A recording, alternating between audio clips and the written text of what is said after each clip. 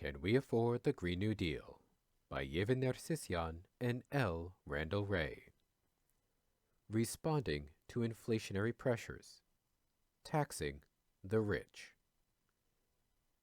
If we find that the resources released from destructive uses and mobilized are not sufficient to meet the requirements of the Green New Deal programs, inflation pressures will arise.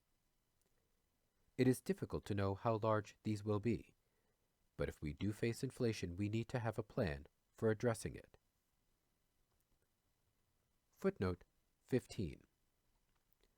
Note that we do assume that government will use other means to constrain prices, including cost controls in the single-payer system, as well as prioritizing spending over the decade during which Green New Deal projects are phased in. End footnote. Many advocate raising taxes on the rich to provide revenue to finance the Green New Deal.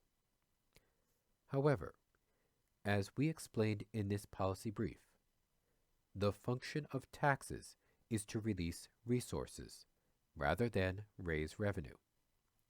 Hence, the type of taxes we use becomes an important consideration. For instance, taxes such as financial transaction taxes and offshore income taxes would have little benefit, since they may not be very effective in reducing spending and hence releasing resources for the Green New Deal. Footnote 16. They might reduce high-speed trading and the incentives to move profits offshore, and to the degree that they are effective, tax revenues from those sources fall anyway, so they cannot be counted as a financial source of revenue in any case. End footnote.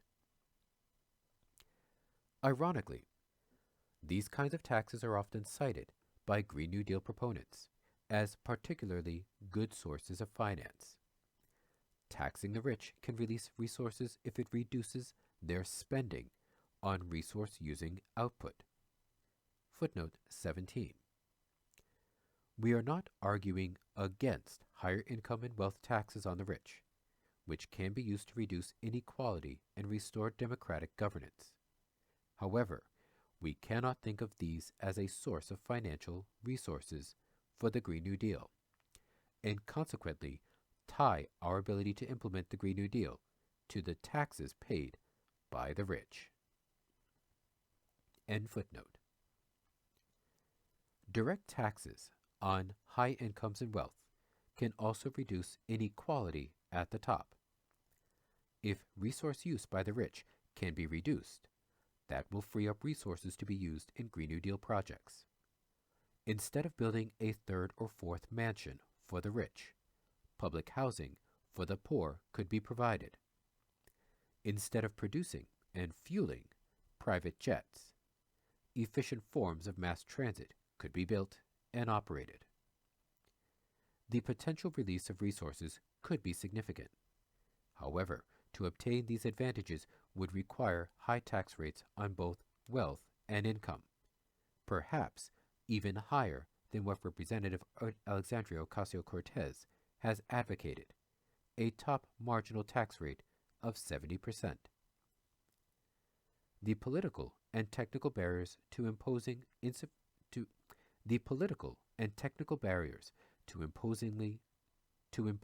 sufficiently high tax rates would also be significant.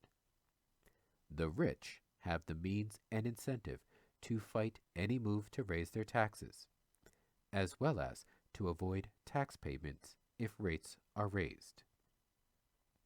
Footnote 18. Dean Baker 2019b makes a similar argument. End footnote. We will not attempt to calculate how many resources might be made available because the uncertainty of passing tax hikes is too great. We will focus instead on alternative ways of combating inflation should it arise.